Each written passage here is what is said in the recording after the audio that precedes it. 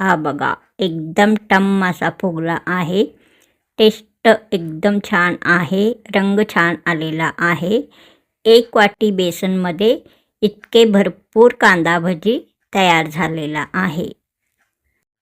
एकदम जाळीदार असा हा कांदा भजी तयार झालेला आहे। टेस्टी टेस्टी असा हा कांदा भजी तयार आहे। एकदम छान प्रकारे कांदा भजी तयार झालेला आहे। एकदम जाळीदार असा रंग एकदम छान आलेला आहे। एकदम छान असा हा कांदा भजी येथे तयार आहे। रंग छान आलेला आहे, टेस्ट छान असणारच। एकदम असा जाळीदार कांदा भजी तयार आहे। हा कांदा भजी रेसिपी तुम्हाला आवडल्यास सबस्क्राईब करा, लाईक करा, शेअर करा।